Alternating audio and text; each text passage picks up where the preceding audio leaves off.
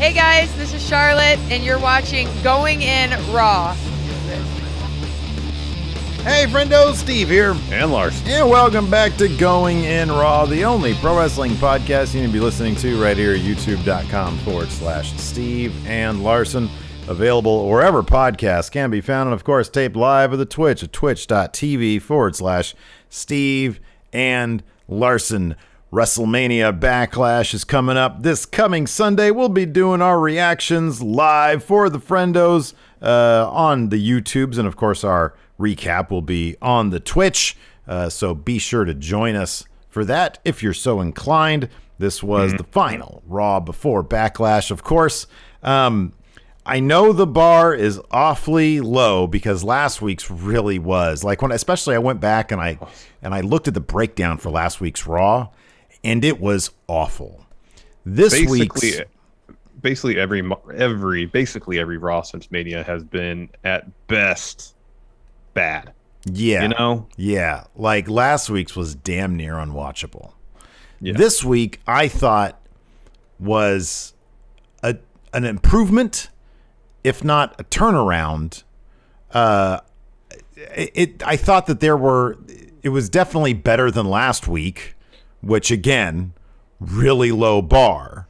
But I thought that there were elements this week that I felt just inherently improve any show. For example, last week we started with a recap, a backstage segment that featured a coin flip, and then 7 minutes straight of talking between AJ Styles and the New Day. This week, the first thing there's still a recap, but the first thing that we see live is Charlotte walking to the ring for a match. You're beginning with action, basically. You're beginning with a match. I think more often than not, what torpedoes an episode of Raw is an overabundance. They make a deal with themselves where, like, okay, we need to advance story, not in the ring, but with words. Yeah, sure. And so you have 20 different talking segments over the course of 3 hours, and the longest, like last week, the longest match is 11 minutes. Yeah. When WWE programming, I don't care what brand it is, focuses on telling stories in the ring rather than on the microphone, the show is usually better. Yeah. Because what happens when you have so much talking is the show feels disjointed. Yeah. Because there's no flow. Yeah. And then when it starts to feel that disjointed, then yes, it turns into a massive, massive slog at 3 hours. You know, like a 2-hour disjointed episode of SmackDown. You know, you can always say to yourself, well, it's only 2 hours. Yeah, right. That extra hour just, man, even on a competent, which is how I describe a Raw tonight. It was competent. Yeah, yeah. You know, even that was a bit of a slog at 3 hours, because while they told stories in a competent fashion, there was nothing there for me, for the most part, beyond a couple segments, to get really invested in the stories, because far too often the story beats they laid out leading to a moment on the show were utterly predictable. Once Charlotte stepped foot in Sonya Deville's office, and then Sonya Deville tells Rhea and Asuka that they're going to have a match because someone gave me a really good idea. We knew it was going to happen. Same with the main event thing. Once the MVP goes up to Braun and pitches him the business proposal, you know what's going to happen. Braun's going to run in the main event and have it be a non-finish. You see this coming a mile away. And that's like the only thing we talked on the Dark Side review. Was the Pillman one about the lack of urgency on especially Raw. Yeah. And that's what's in some instances, separates competent Raws from interesting ones is Raws that have a through line. Yeah. They have an overarching story they're trying to tell. That's interesting. And it provides a sense of urgency over the course of the entire 3 hours. And while they said, all right, these are the story beats we're going to hit tonight, they did it in a competent fashion.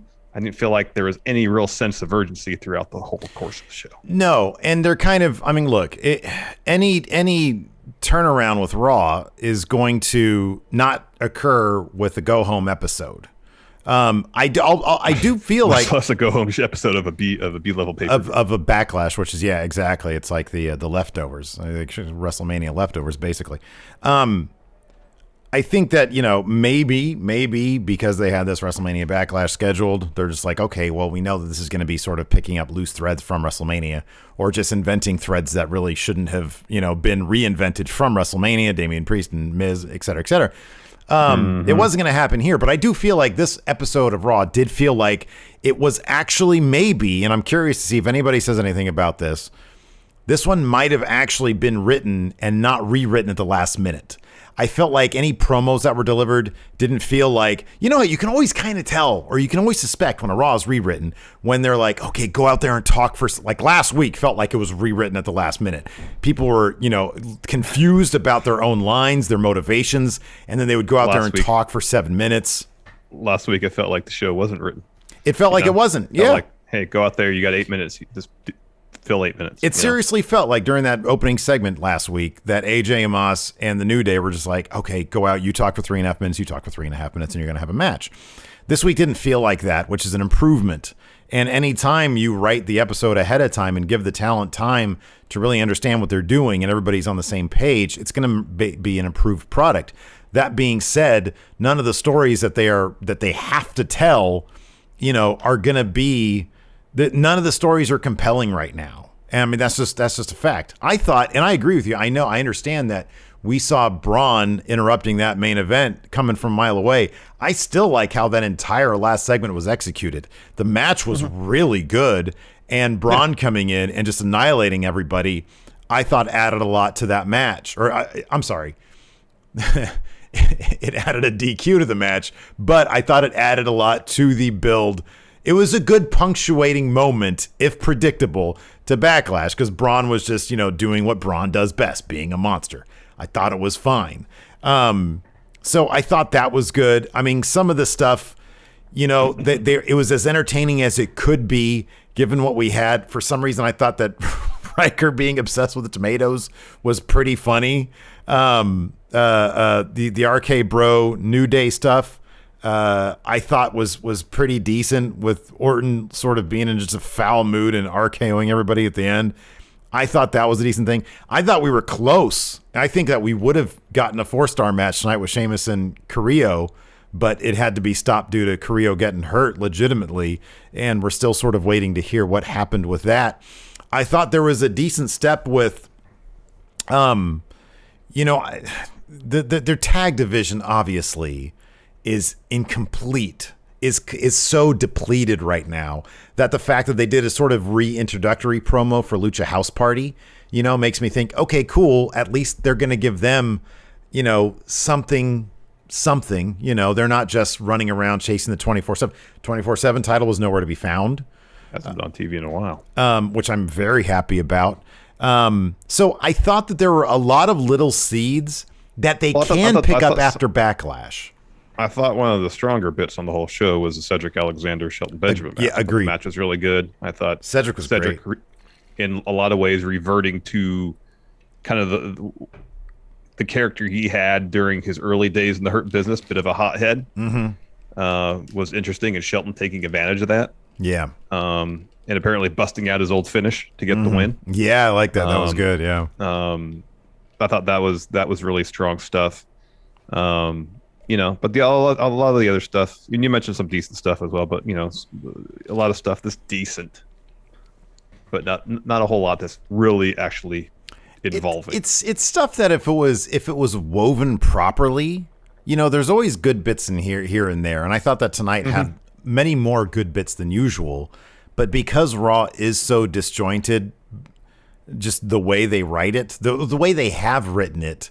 You got to ease into that stuff. You got to build that stuff and start weaving it into each other. So, for example, Jinder making his Raw return, basically having a copy paste from Main Event last week, which, by the way, I actually watched Main Event last week.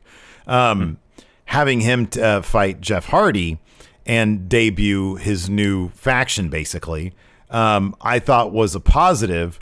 It's just, it would have been cooler if he would have debuted this as sort of an X factor for the triple threat match. It's like, oh, there's a new wrinkle to this. And it's not just these three guys. It's now Jinder and his two guys. Jinder's aiming for somebody and something, because honestly, Jinder at this point, he's a former WWE champion, has these two monsters behind him. He's He's not going to win the title again. I've said that before. He's not going to win the title again, but he's going to be probably who Drew faces after, or maybe even Lashley. But they're both bad guys. After Backlash, it's probably going to be Drew. Drew versus Jinder makes a ton of sense. And so introduce him. I think Louis Dangoor said he had heard that was going to be the case before Jinder got injured. Mm-hmm. Introduce him as a new wrinkle to that main event, as opposed to in a vacuum. Too much stuff in Raw feels like it's in a vacuum. Yeah, exactly. Too much on Raw seems to happen in a bubble. Yes. Even this opening match, and we'll just go ahead and get started with the rundown. Yeah, you have to fill me in on this one a little bit because I only caught the end because the dude came over to fix my air conditioner, so I missed it. Oh, did that work? But the good news is he managed to fix the air conditioner in the time that it took to wrestle this match. Awesome, and it didn't cost you didn't cost you an arm and a leg. No. Oh, that's $75. Oh, wow. That's because I got a home warranty. So it's covered under that. Well done. Got to pay for $75 for someone to come out and do it. Yeah. Took a piece out, put a new piece in. Love it. That's great. Before we continue, here's a word from the sponsor of today's show, Sunday. Typically this time of year, I'll look out my window at my back lawn, just see an absolute mess. Just huge brown bare spots of dirt, and what's not dirt is just covered with weeds. Man, yeah, dude, I feel you. Mine was a mess too. But then I said to myself, Steve, it's time to get serious about your lawn care, man. And that's why I've turned to Sunday. You see, Sunday makes taking care of your lawn easier than ever. They take out all the guesswork and unwanted chemicals so you can grow a lush green lawn that's better for people, pets, and the planet. All you got to do is go to getsunday.com, put in your home address, and their free lawn analysis tool creates a tailored nutrient plan based on soil and climate data. So you get all the stuff that your lawn needs, nothing it doesn't. Plus, Sunday explains exactly what you need and why you need it, which makes lawn care easy for people like me who struggle to keep their lawn looking green. All I had to do was attach the ready-to-use pouch to my hose and spray. Now, instead of taking all day to care for my lawn, I can get it done in less than 15 minutes. So let Sunday take the guesswork out of growing a greener, more beautiful lawn this spring. Visit getsunday.com/GIR to get $20 off your custom lawn plan at checkout. That's $20 off your custom plan at getsunday.com/GIR. Anyway, so yeah, this was so even Charlotte, Nia, and Shayna versus Mandy, Dana, and according to my notes, Dana, but I'm pretty sure it was Asuka. It was Asuka. Okay. I can confirm, yes, because she picked up the win. Even that, like Charlotte and Nia and Shayna, it's not like they're on the same. Like this match, really, why does this match exist? You know what I mean? Like why does this match exist? So, like I know that Nia and Shayna have had issues with Mandy and Dana, right? And then Mandy attacked and Dana, Charlotte. Yes, it's all kind of interweaved to a degree, but like Mandy and Dana are not contenders for the tag titles, right? You know, right? Like it is all these stories are related, but I don't feel like outside of Asuka and Charlotte, there's a whole lot of stakes involved. So here's a good example of what we're kind of going at here is that over on SmackDown, you have Big E and Apollo Crews in a thing. Well, Kevin Owens now wants an Intercontinental Championship shot because Apollo Crews beat Big E. Well, Big E's like, no. And they have a problem with each other because of their history. So it makes sense for all that stuff to be interwoven. And then but Kevin Owens and Sami Zayn. Sami orbiting all that because he's in all that. Conspiracy. Yeah. Yes. Exactly. So. And so then you have stuff that's completely woven and it makes sense for them to be in various matches together. So this match happened. With stakes as well. With stakes involved. That precious IC title. So mid-match, the six of them just sort of, so there's like action and stuff happens, and then like Reginald gets on the apron, he does like a flip off of it, Shayna and Nia get in, and they all sort of, all the faces and heels just sort of start bickering with each other, and that's when like you hear and Alexa and her playground show up on the stage, and she says Lily wanted to come out here and keep her eye on one of you. Well, that clearly is Charlotte. By the end of this match, we see exactly what's going on. And last week she said she likes somebody who wears red. Charlotte's new ring entrance attire is red or has red on it. So that's what happened. Asuka ends up pinning Shayna with a Shining Wizard.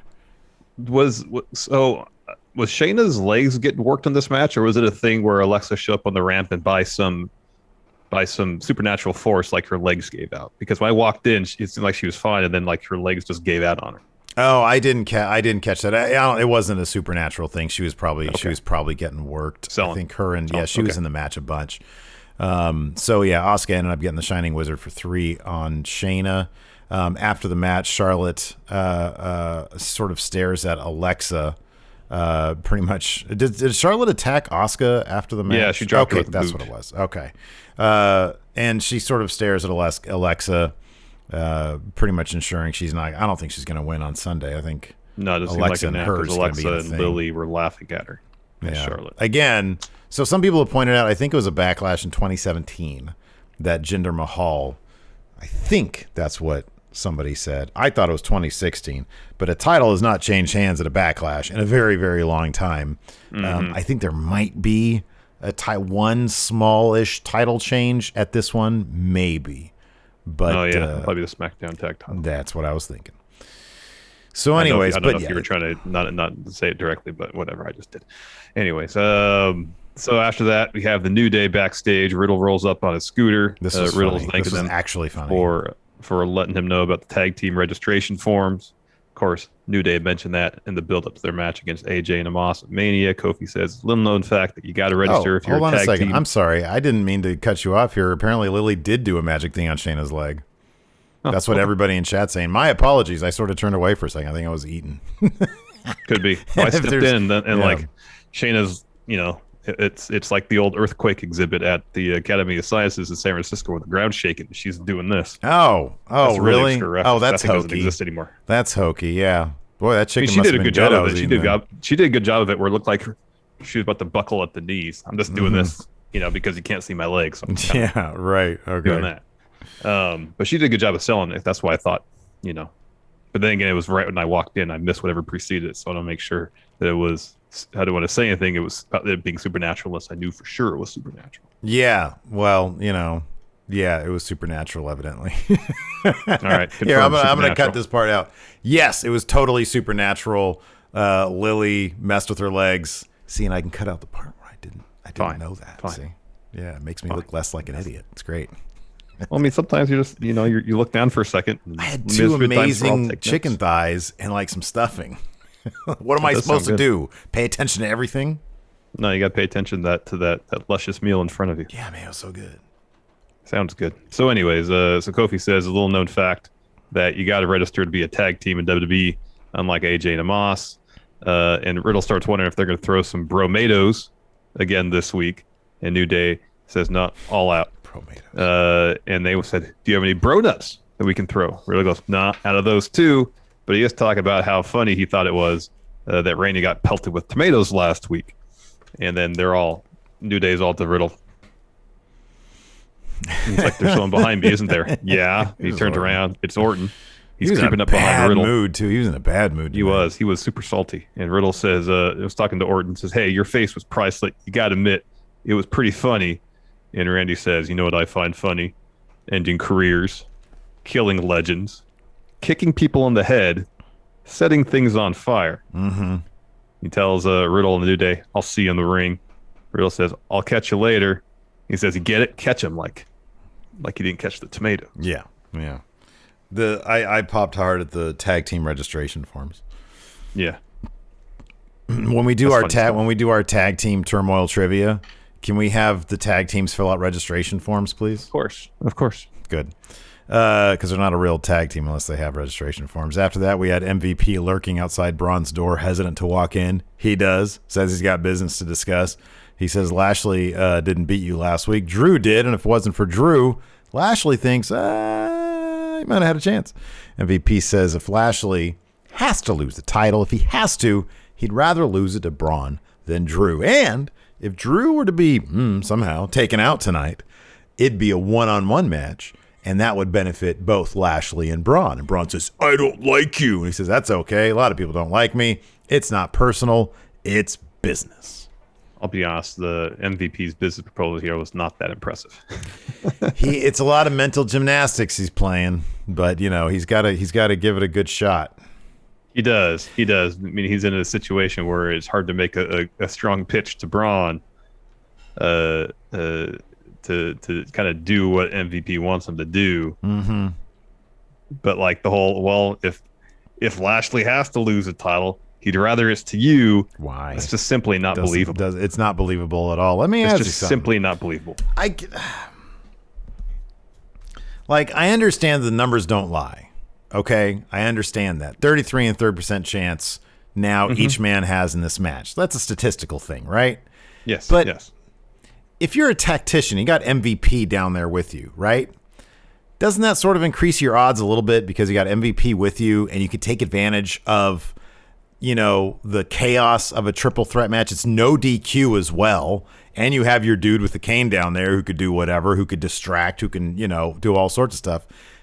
I mean, isn't there a case to be made that a triple threat match is benefits the champion? I mean, I know they don't want to say that because it's not the story, but still. Well, also they're running the story of, in a way, Lashley's afraid to be in a triple threat match because the last triple threat match he was in, he lost his title. Yeah, which isn't necessarily a position of strength for your champion walking into the match, anyways. Like I don't want a champion whose nickname is the Almighty to be wary of walking to a triple. I understand he's a heel. I get that, but if your position is that you are the Almighty WWE champion, throw 10 people at me. Yeah, I'll still win. Yeah. You can still do that and still be a bad guy. I'm so tired. One wrestling trope I'm really tired of is every time there's a triple threat match with a championship involved, what's the thing? This person, they can lose this and not even get pinned. Yeah, we know. The lack of champions advantage. Yes. We know that. Yes. You lose a championship advantage. Yeah. I don't know if it's going to spell disaster for Bobby or not, Larson. No, I don't think it is. Anyways, I don't think it is. Because Jinder's got a thing with Drew, and who knows what Braun's going to do. After that, it was announced Priest versus Miz at WrestleMania Backlash. So that's official. We get Pierce and Priest backstage. They're approached by Miz and Morrison. Priest has a bright idea. If John can beat Damian Priest, he gets to pick the stipulation for Miz for the match on Sunday. If Priest wins, he gets to choose a stipulation. And Miz hems and haws and is like, I don't like this. And John Morrison, I don't like Johnny. John Morrison says, yeah, we accept. John Morrison, as always, is exceedingly funny and really good in this stuff. And his match with Priest was really, really good. And I love that. It's great, man, because you think that, Miz costing Morrison the match last week would, start a rift. And maybe it will, right? But you got Miz saying, yeah, I totally would have won that match if it wasn't for her. He's doing whatever this is, pointing at Miz. And Miz is like, I can see that. So Morrison's kind of whatever, friends mess up. It's not a big deal. I prefer that over the tired trope of, this one mistake breaks them apart. Yeah, it's going to probably take 3 mistakes, but it will. It'll take a couple more mistakes, yeah. Yeah. Before we continue, here's a word from the sponsor of today's show, Raycon. Hey, Steve. Yeah. Summer is nearly upon us. It's time to break out the tank tops. I know you like your tank tops. Yeah, man. And time to hit the lake to catch some of those warm summer rays. Nice. Whether we're hitting the road to cover a wrestling show or just out getting our morning wind sprint in, whenever I'm on the move and still want to keep up with the freshest jams or stay up to date on my podcasts, I bring my Raycons with me. Yeah, with Raycon, you get crisp, powerful beats at half the price of other premium brands. Plus, they look great, feel even better. Raycons come with a wide variety of colors and with customizable gel tips for a super comfortable in-ear fit. Whether you're hitting the gym or going to work, Raycons are built to go wherever you go. Yeah, man, they're perfect for my morning wind sprint, so listen up. Raycon's offering 15% off all their products for Going In Raw listeners, and here's what you got to do to get it. Go to buyraycon.com/raw. There you'll get 15% off your entire Raycon order. It's such a good deal, you'll want to grab a pair and a spare. That's 15% off at buyraycon.com/raw. buyraycon.com/raw. I need to get a spare because I think Lacey took my pair. She took my spare, so I need a pair. I have a spare. Can I have a spare? Because somebody took my pair. We'll talk about it. So after that, we see Jinder Mahal. He's back. Yeah. He drops a promo at gorilla position. He says nothing smells better than fresh competition. He is happy and excited to be back at Raw, but he has not come alone. He introduces Veer and Shanky. And he says, now I'm about to go out there and remind all of you why I was a former WWE champion. He had a match against Jeff Hardy. Fairly one-sided. Jinder blocks a twist of fate. Hits a huge knee. Follows that with a cloth to get the W. Yeah, man. Yeah, it was basically copy and paste from main event. Oh, yeah. After that, we had... main event like the house show circuit? Yeah, kind of, yeah. I mean, yeah, Ali and Ricochet had basically a dark match, yeah. It's like a 6.5 minute match where Ricochet hit a shooting star press on a standing Ali. It was rad. I saw that clip, yeah. It was really cool. So anyways, after that, we had Sonya and Charlotte backstage. No dialogue. They just sort of approach each other and smile. Elias and Ryker backstage. Ryker's got a giant thing of tomatoes. He says, this week I've got enough to take out the entire team that we're facing. AJ and Omos rolls up, wants to know what's going on. Ryker says, we've got enough stinky, rotten tomatoes to take all of them out. Elias says, hey, and we're excited about teaming with you guys. I even made a song. He starts to do the song. AJ, of course, interrupts it, points out that he has a goatee now as opposed to a beard, makes him more aerodynamic. And then Omos squashes a clearly gimmicked tomato. Also, a clearly fresh tomato. There's nothing rotten or stinky about that tomato. It looked like, I thought he was going to take a bite of it because it looked delicious. But I guess if in kayfabe they're stinky and rotten, why you would wouldn't want to? to. Yeah, you wouldn't want to do Yeah, it. you wouldn't want to. I love tomatoes, though.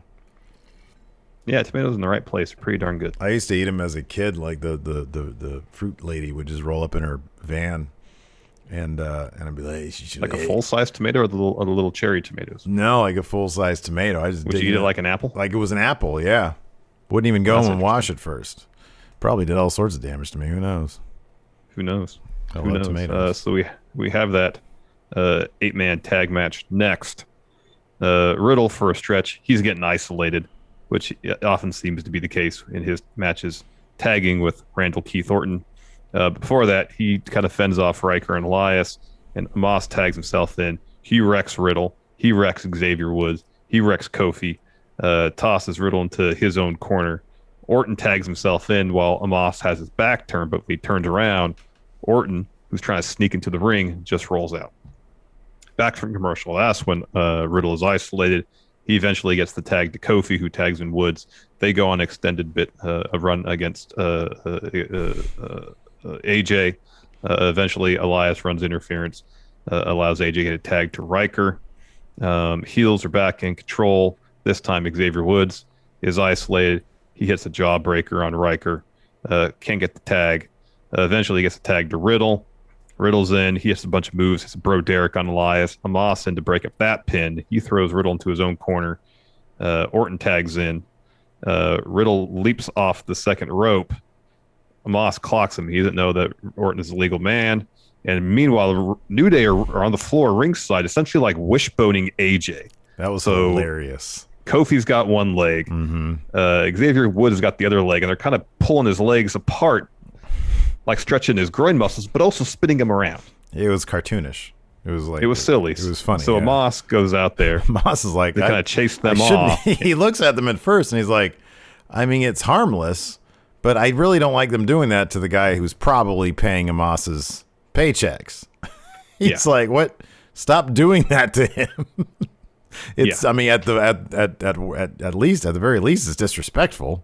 Didn't seem like it was doing any damage beyond maybe some vertigo. So yeah, he leaves. Randy Orton hits an RKO on Elias for 3. After the match, they're all celebrating. Yeah, and Orton hits a bunch of RKOs on the New Day, and Riddle sort of gets semi-mad at him. He's like, dude, you can't have friends if you do stuff like this. And Orton's having none of it. It was pretty funny stuff. Yep. After that, Sonya's backstage. Rhea walks in, then Asuka walks in, and Sonya's like, they start arguing immediately. And Sonya's like, no, we're not having any fighting in my office. You've been at each other for weeks, so I was given a good idea as to how to resolve your issues. the two of you are going to have a match. And Rhea says, oh, I wonder whose idea that was. And Sonya's like, I'm not going to say. And Rhea says, I know it was Charlotte. She hashed this plan so that her and Asuka beat each other up so she could take advantage Sunday. So Rhea's kind of hemming and hawing. Asuka's like, I had a match tonight. I'll fight you again, sure. Yeah. And so then it's on. That was the only aspect that I was like, okay, was this written at the last minute? Did they not realize that they had already had Asuka in a match? Did they think, like my notes, it was Dana and Dana? Maybe. I don't know. Questions I have. Anyways, after that, we had MVP and Lashley in an interview. MVP sort of spoils the ending to his particular movie as it plays out in his head. Bobby says he'll beat Drew again. MVP says, the interviewer asks MVP, what about your business offer to Braun? MVP basically says, no comment. After that, we had a Sheamus promo because we have a Sheamus versus Humberto Carrillo match. He basically recalls Pierce saying that he should step in the footsteps of the past United States champions by issuing challenges on a week-to-week basis.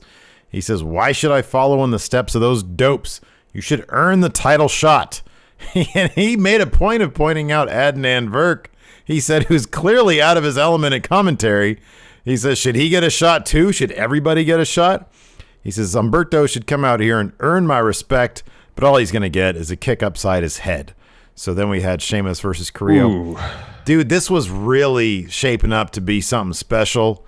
Carrillo was getting wrecked all over the place. Sheamus was wrecking him, just starting his comeback. Yeah, he hit that Rana from the top as Sheamus was trying to go for the white noise up top. Carrillo then hits a sunset bomb to the outside from the apron on Sheamus, and it was a great, brutal-looking spot, but you can see Sheamus lands really awkwardly. His entire body weight lands on, like, Carrillo's leg and hip area, and then immediately, like, Carrillo sort of stiffens up, and he signals to the ringside doctor, I'm done. I can't he go rolls right to his now. side and kind of prop himself up and kind of, like, make, points, like waves and points. Then the ref comes down, and he tells the ref calls the match off, and he gives he awards it to Sheamus. Gives the win to Sheamus. Mm-hmm. Yeah. Stops the match. So no word yet on Sheamus's I just Carrillo's checked condition. App's thing and didn't see anything. So hopefully nothing too severe. But based on Carrillo's reaction, especially, you could tell he was in a great deal of discomfort. Yeah, it looked. Yeah, he didn't look. It looked happy bad about that. because especially on like his left leg, that was fairly rigid. Mm-hmm. Yeah, and it seemed like Sheamus, virtually all his body weight landed right on there. Yeah. So. Ugh, boy, I hope That's he's okay. worrisome. Very worrisome. After that, a Lucha House Party video package. As you mentioned earlier, kind of a reintroduction to Lucha House Party after that. The same Eva Marie video package we saw last week. We get a new one later on in the show. And then Cedric Alexander versus Shelton Benjamin. I thought this was great. As I mentioned earlier on, Cedric really channeling, his character like right when he first joined the Hurt Business. Hothead. Can't control his emotions. Oh, shouting the entire time. Oh, he's screaming at commentary. It was awesome. It was great. So, and he's for the most part dominating the match, attacking Shelton's leg.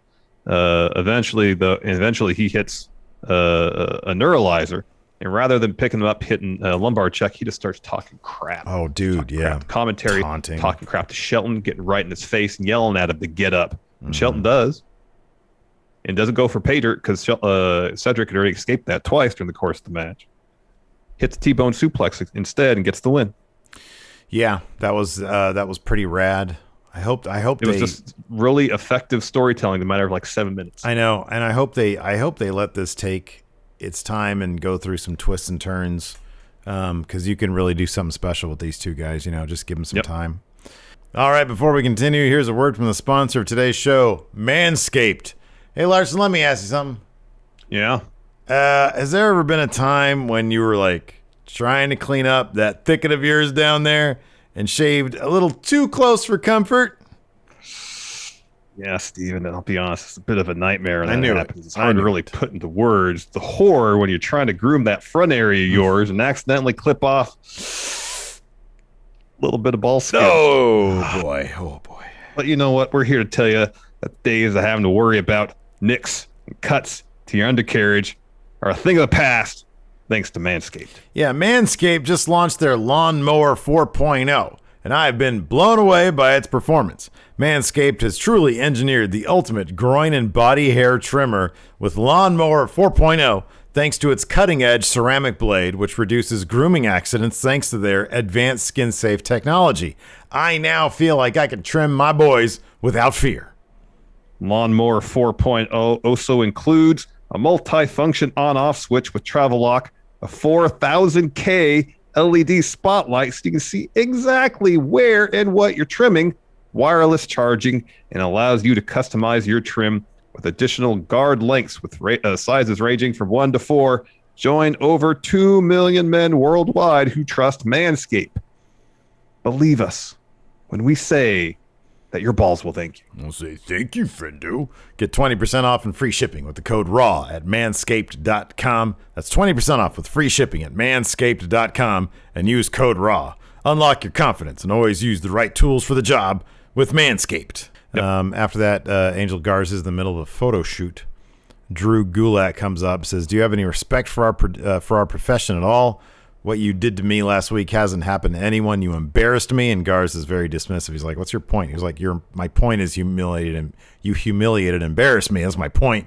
Garza says, "You want it to happen again?" He's got a rose with him. He says, "Maybe next time I'll shove this rose down your throat." Do you think he's going to get a dethorned rose in his mouth, Larson? I mean, it seems to be a good chance of that. Probably going to happen. Yeah, probably going to happen. Yeah. Hopefully they give him more than 2 minutes, too. I know. Give him a 10-minute match. Because these two guys could put on a really good match. Oh, my God, I know. Given time. Absolutely. Next, Asuka versus Rhea Ripley. Early on, Asuka's looking for an arm bar. Rhea escapes, rolls out to the floor. Asuka follows, goes for a hip attack, misses that. So Rhea hits her with a sliding drop kick, slams her head on the apron, puts Asuka back in the ring, and then Charlotte walks down. She's distracted. Rhea's distracted by that. So then Asuka hits her with a back fist. Then Asuka's distracted by Charlotte. Because we know commercial break's about to happen. Mm-hmm. Come back from commercial. Charlotte is now sitting ringside at the commentary desk. Rhea has the upper hand. She puts Asuka in an electric chair on the floor. Asuka escapes as a shining wizard off the apron. Gets a 2 count from that. Looks for an Asuka lock. Rhea kind of flings Asuka off out towards the floor. Charlotte's down there waving at her, distracting Asuka. Rhea then hits Asuka with a headbutt. They trade some blows. Back in the ring, Rhea looks for Riptide. Asuka reverses to a code breaker that gets her a 2 count. Rhea rolls the floor, gets in Charlotte's face, and Charlotte stands up. They just start arguing with each other. Asuka hits Rhea with this awesome hip attack off the announce table. That was rad. Back in the ring, hits the missile drop kick. That gets her a 2 count. She goes for another hip attack. Rhea catches her, hits a kick to the head. Riptide to get the W. Yeah. After that, we had a Drew McIntyre interview. I'll be honest with you, this is like every Drew McIntyre interview every single week. Didn't really say anything new. After that, we had The Miz versus Johnny Drip Drip. Morrison. The Miz versus Johnny Drip Drip. Dude, I'm getting every single one of these names wrong. It's Priest. I see somebody on my screen and I just put their name there. The last one I had Charlotte versus Rhea Ripley in my notes. At some point, you're going to say the guy in the suit versus Johnny Drip Drip. It's going to be like the old man that I see on Thunderdome versus Raven or something. You say Miro lookalike in Thunderdome. Honestly, I'm not doing drugs while I'm writing these notes, man. There's somebody in Thunderdome when I first saw him. I was like, is that Miro? Hey, man. Hey, buddy. How you doing, Miz? Remember me?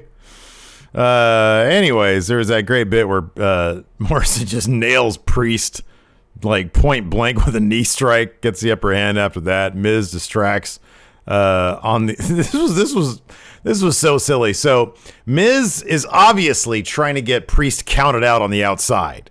He approaches Priest. Priest is on the outside. Miz starts taking off his tie, rolling up his sleeves, ready to throw. As the ref is counting, the ref is at 6 or something. And I'm like, oh, wow, how's Priest going to focus to get back in the ring? And instead they just go to commercial. I'm like, it's kind of an important, I don't know. It's like, oh, okay, so he's not going to get counted out during commercial. So anyways, back from commercial, Morrison kicks Priest out of the ring.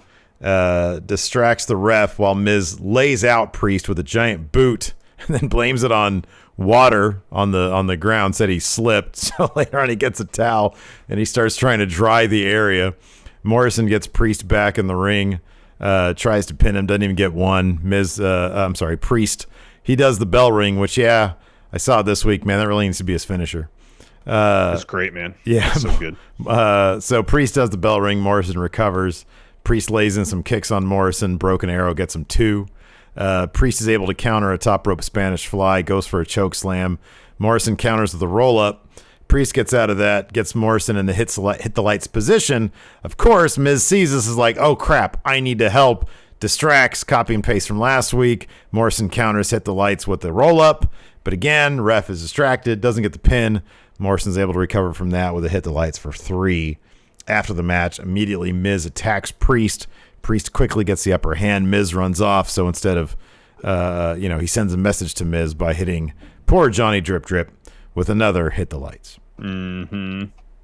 After that, we get a quick shot of Drew warming up backstage for the main event, and then Lashley. And while Lashley's warming up, MVP says, "Hey," and then Braun walks in. And they just kind of stare at each other. And then we go to commercial. Hey. We get another Eva Marie video package. This time she's doing a photo shoot. She refers to herself as a super role model. I mean, Bailey's been doing the role model thing for like a year. Same with Britt Baker. I don't give a shit about any of this stuff. Unless there is some wacky comedy twist or something that's going to be...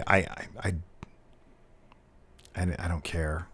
And she does her own kind of take on this. You don't win or lose, you win or learn. She says it takes a lot of bad pictures to get the perfect shot. Yeah. Got a bug? Yeah.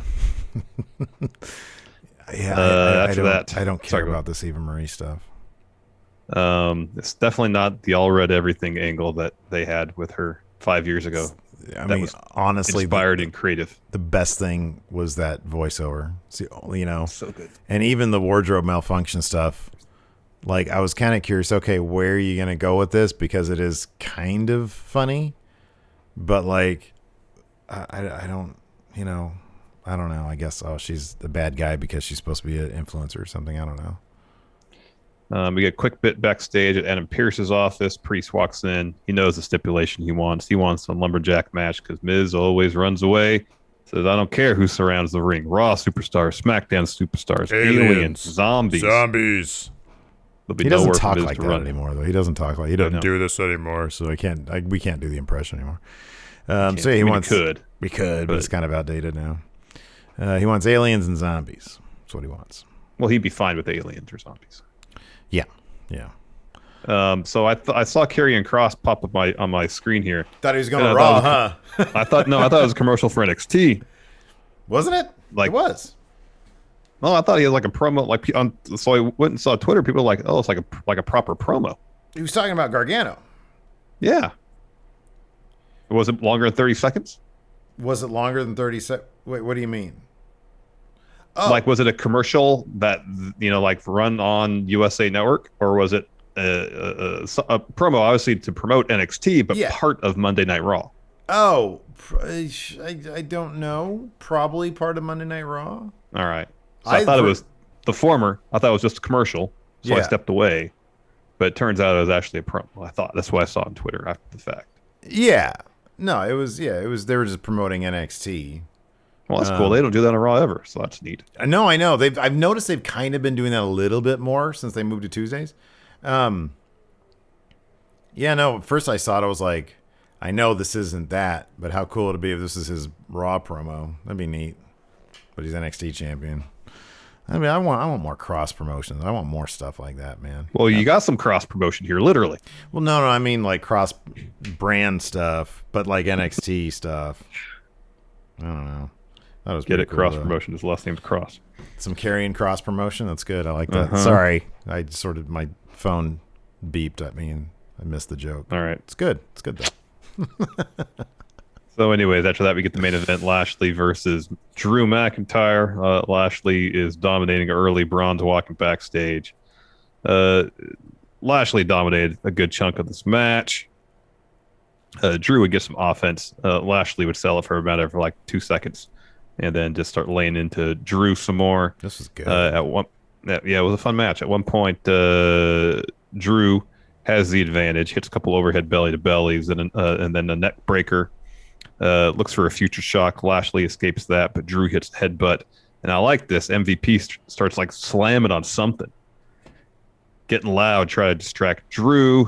He Drew tried ignores that it. same shit he did at WrestleMania. It was kind of Exactly. great. Yeah, and it didn't work. No, it didn't work. Drew hits a spine buster, gets a 2 count. Goes for a Claymore. Lashley counters with a fun splash. That was great. He's looking for the hurt lock. Drew blocks, hits a Claymore. Rather than just covering Lashley right there, Broad's music hits. Broad doesn't get to the ring fast. Ref was ready to count. The ref did not look back. Just get down there and cover. Don't I was get distracted. screaming. I was like, cover him now, do it. I know. I can't. That's another trope I can't stand. I know. Why do they freeze like a deer in headlights? I know, especially Braun. If you're expecting to come down from the ramp, he takes his sweet time. He does. He's not going to run down. He can't get run. that W. Well, he can run. Get that W. Yeah, get the W. If you get attacked from behind, guess what? You're going to get attacked from behind regardless. Right. Get that W first. Yeah, they always. It's the worst. They freeze like a deer in head. Like, get rid of that trope. For once, I want to see somebody's music hits during a match, and the guy looks and is like, oh shit, goes for the pin. Like he, it's like, oh, I better hurry up because this is about to go down. But I want this win. Exactly. So Braun's in. He attacks Drew from behind, hits power slam. Braun then looks over to Lashley, helps him up. Lashley's happy. Is about to give Braun a hug. Then Braun picks him up, drops him with a power slam. Another power slam for Drew. During all that, Lashley rolls out to the floor. Braun follows. MVP tries to hit Braun with his cane. Braun catches it. And then power slams Lashley through the barricade. Back in the ring, hits Drew with another power slam. Mm-hmm. So 3 for, my math is correct, 3 for Drew, 2 for Bobby Lashley. Numbers don't lie. Yeah, that one through the barricade was rad. That was really good stuff. I really like that finish. I thought it was really strong. Looking forward to this match at WrestleMania Backlash.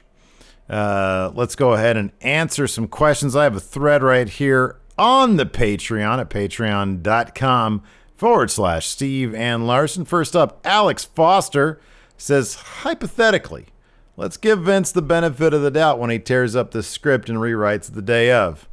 How much worse could Raw possibly be? What is he changing? Well, in Vince's mind, what is Vince? I would love to get a script pre and post. I would too. Rip up, rewrites or whatever. I would like to know. I'm curious if he changes things wholesale. Does he take ideas from the original script in his mind, make it more sports entertainment to his liking? Are there structural changes as opposed to large changes in terms of the actual content of the show? I'm interested in all that stuff. I am very interested in that stuff. I suspect Vince simplifies things. I just get the feeling that he just simplifies. He's like, where the audience today appreciates detail, complexity. He just makes everything more simple. They don't want to see that. They want to see this. They want to see just two people fighting. Could be. I think that's probably what he does, but I don't know. It could be. I don't know either. Crazy. Jorge D. A Batista interview was released today, asking him which wrestlers he would want with him in the zombie apocalypse. Who would be in Team Going in Raw's Army of the Dead? Batista out there promoting his new movie. Oh, looks like a fun movie too. Looks like a fun one. When's that movie coming out? I'd want Dave to help me out during the zombie apocalypse. Dave's a good choice. I mean, if we're being completely honest, he said it himself. He's saying it. He's old. So give me young. I wish I was in his good shape when I'm 54 or whatever he's going to be. No kidding. I know. But I wouldn't be a good choice, even if I looked like him at 54. Well, I'm not a good choice looking how I look at 43. I'm a terrible 45 choice or at 47, 42. however old I am. Yeah, however old you might be. But if I'm choosing, I'm gonna go with the fast guys. I'm gonna go with Ricochet. I'm gonna go with Ali. Give me a powerhouse. Give me the powerhouse. Give me Powerhouse Hobbs. That's a great answer. He's young, big. I'll take Bob Lashley too. Like, that's sort of the oldest I'll go. He's still very athletic, but he's also very strong, agile, also seasoned. So I'm going to take Bob Lashley. Give me Powerhouse Hobbs. Give me Brock Lesnar. Again, yeah, he's what, in his 40s, but for a man of his size and his age, he still moves pretty dang well. I wonder if Brock would I wonder if Brock is a team player, though. I feel like you got to be a team player. You know what? I'm just looking for people who would be good at fighting the off. undead. Okay. Yeah. Fair enough. Yeah. Cameron Bortolazzo asks, will Jeff Hardy ever win another title in WWE? It's not looking good. He's on main event. It's not looking great. It's not looking great, man. Hopefully he's he's got all that money. I don't know. You think he regrets not going to AEW? I don't know. Yeah, who knows? It all depends on what you want in life. Maybe the guy just wants like a shit ton of money and he wants to sit there on his guitar and do some stuff. Maybe that's the thing. I mean, maybe it's a situation where he's like, well, this could very well be my last pro wrestling contract. I just got to go for the most lucrative one. Could be. Yeah, it could be. Night by night, earlier today while napping, you noticed that your comforter had a weird smell. It's not good. No, you washed it several times and it just wouldn't go away. What Raw superstar do you take to the store to help you find a new comforter? I mean, I feel like I could shop for a comforter by myself. Like, I don't need to bring a wrestler with me. I mean, I'm the same. I've bought many comforters in my day successfully. Same. Comforters I've been very happy with. So I don't know. Like, the question really should be, which Raw superstar would bring me along to help them find a comforter? Because I feel like I'm kind of the expert compared to them. What do they know? They know hotel comforters and stuff, like being on the road so much back in the day. So they need to be asking me those questions. And like the family guys or family ladies, their loved ones who stay at home, if they do, they're probably the ones buying the comforters. So like they don't know what shit about buying comforters. Braun. Something tells me Braun doesn't know anything about comforters.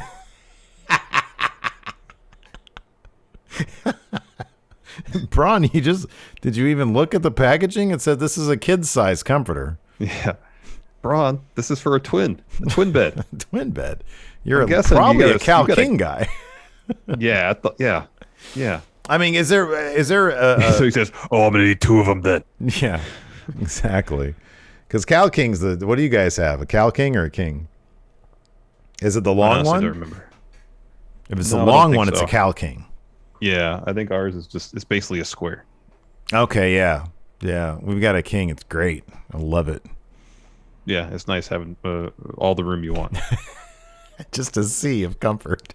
It's great. It's great. I want to be there now. Let's see here. Dog Authority figure. Will Jinder ever win a top title again? I would say never say never. I'm never going to bet against Jinder, man. If he kills it, if he gets over, if he's got that heel heat, sure. He's on the right brand for it. Yeah, I mean it's not out of the realm of possibility. He's got a great face. His face. He does. I think it's more likely he'll win a mid card title as opposed to sure, yeah, Universal or WWE title. But White Brownie wants to know the go home math for Charlotte and Rhea since both stood tall tonight. Charlotte got distracted by Alexa. By Alexa. Yeah. Asuka got the pin on Shayna. Rhea's winning. But then Asuka got pinned. Yeah, then Asuka by Rhea. Yeah, I that's sort of. I mean, I could see how that would be the biggest go home math, but no, it doesn't matter. Rhea's winning. Mm-hmm. EV says in kayfabe, why do they clear off the table? Be chill if the commentators did that quietly and quickly. I'm guessing for like a spot through the table. Yeah, why they clear off the table? They clear off the table. Why they clear off the table? because in kayfabe, they're trying to inflict much damage and pain on their opponent. You want to keep all the monitors and soda cans and stuff on there. Yeah. Maybe backstage in kayfabe, there's a fine if you damage equipment. So they're like, well, commentary table's not equipment, it's furniture. So it's a loophole. Maybe. Let's see here. Oh, wow. Oh, this is a great question. Moses Supposes says, if you had to watch a full show with your significant other, power rank these options. Raw, NXT, AEW, Impact, NXT UK, and SmackDown. So given that my wife and I honeymooned and went a second time to the UK, NXT UK would be my number one. And it's only an hour long. I wouldn't want to put her through anything more necessarily than an hour. So I'm going to go UK first. AEW, no. NXT second because she does enjoy women's wrestling. Like whenever she sits down, oh, she's cool. She enjoys that, being a woman. Then I'd go AEW third. Then I'd go SmackDown, then Impact, and then Raw would be. I would never show her. I would never think about saying, "Hey, you want to sit down and watch Raw with me?" No, never. No. NXT would probably be number one for me. Because as you mentioned, strong women's division. Also, my wife enjoys the work of Finn Balor. She likes Finn Balor. Yeah, sexy man. What's that? Nothing. Continue, please. AEW next. NXT UK third. SmackDown, Impact, and then way below that. I mean, like, do you want us to tempt divorce? You know, do you want us to? You want basically almost virtually any other wrestling show I'd rather show before Raw. MLW, CZW, Tournament of Death. You know, WCW Thunder circa 2000. Yeah. Any of it. Yeah. Any of it. Before Raw. FMWE is at the tops. Yeah, that's pretty high on the list. That's pretty high on the list.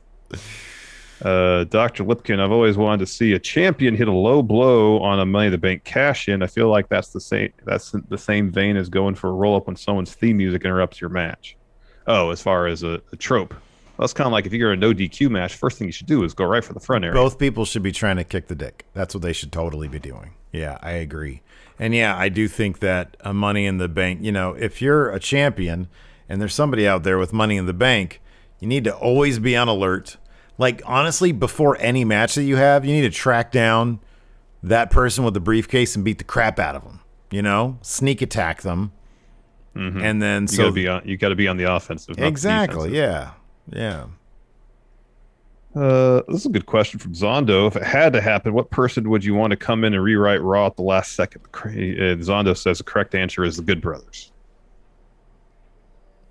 All right, give me one person from the world of professional wrestling, and then just anybody else. So I want two names. Come into Jimmy Jacobs would be one of them. Okay.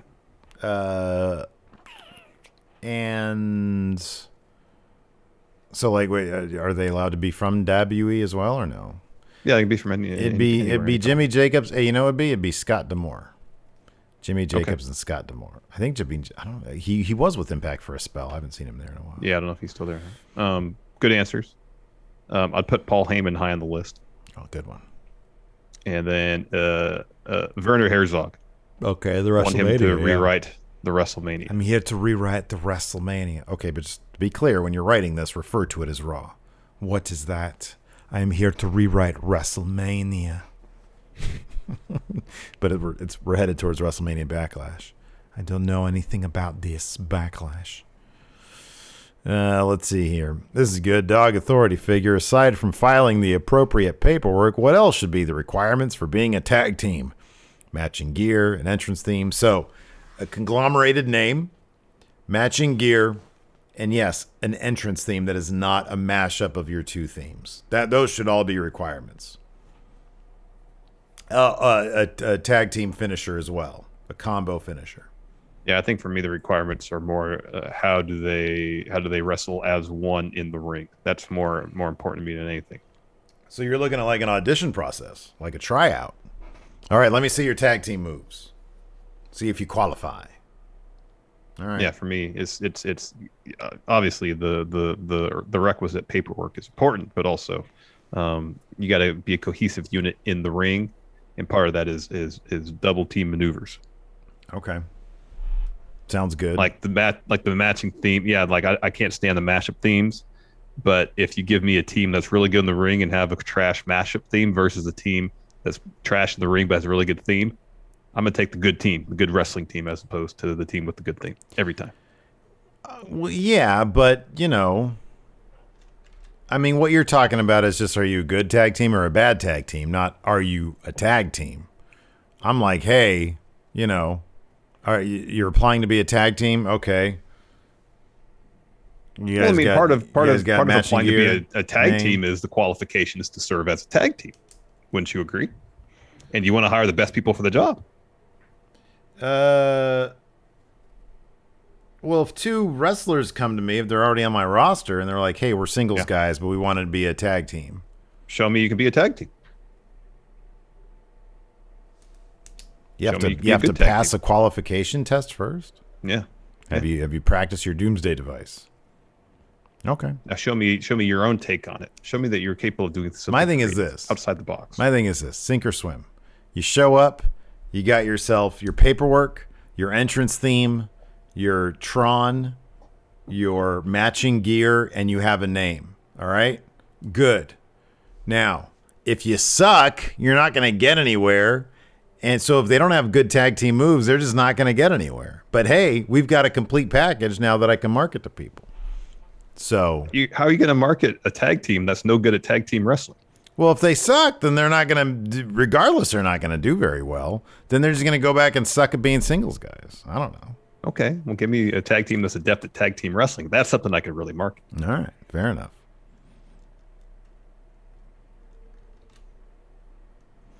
Let's see here. Nope. Oh, man, here we go. Man, took a while to get to this guy. Rob Conway guy. Which SmackDown superstar would you have as your drinking buddy to make your way through another god-awful week of Raw? SmackDown superstar? Yes, correct. Like, does Kevin Owens drink? I don't know. I don't know if he drinks or not. I've never seen him, like, crack open a Steve Weiser. Like, can the answer just be Booker T? He was on SmackDown at one point. So I'm going to say Booker T. I'd like to have a beer with him and watch Raw. I'll say Aleister Black because he was on Raw not that long ago. And maybe we drink a couple beers. Mm-hmm. We'll open up about the process of what goes on back there. That's Raw. good. That's good. I like that. This is a good answer. Dan Daniel says, have the tag team do a newlywed game style quiz about their possible partner. That's good. Let's see here. Chris Rappersod, we'll finish with this one. Says, this Sunday, will Bobby Lashley stack them up and pin them both like Roman Reigns did at WrestleMania? How great would that be? I'm afraid not. I don't think that's going to happen. I don't think he will. That'd be great. There you go. Diehard Homer says, Bobby Roode for drinking buddy because he was in Beer Money. That's true. You think he drinks beer still? You think he drinks beer? That dude's body does not look like a beer drinker in any way, shape, or form. Mm-hmm. Like, he is maybe just on his cheat day. Yeah, but like once a month, maybe, or once a quarter, he'll enjoy a light beer. I don't know, man. Yeah, that could be. Anyways, that's going to do it for us. Thanks, everybody, for tuning in. We appreciate it. Tomorrow we're off, but Wednesday we'll be back for our NXT review, right? We don't do anything tomorrow besides, like, news brief. Friendo Club TV. Friendo Club TV. Power rank something. We'll see how I feel about that. Oof. Or power rank things that need to happen at WrestleMania Backlash. WrestleMania Backlash. There you go. All right. Anyways, thanks for watching, everybody. Till next time, we'll talk to you later. Goodbye. Help support Going In Raw today by becoming a Friendo Club TV member. You'll get access to new bonus episodes every week, including Friendo Club Arcade, Live Power Rank, Vintage 10 for the Wins, and Ask Steven Larson. Get access to Friendo Club TV today by becoming a $5 and up patron at patreon.com/Steven Larson, by throwing us a sub at twitch.tv/Steven Larson, or by clicking join at youtube.com/Steven Larson.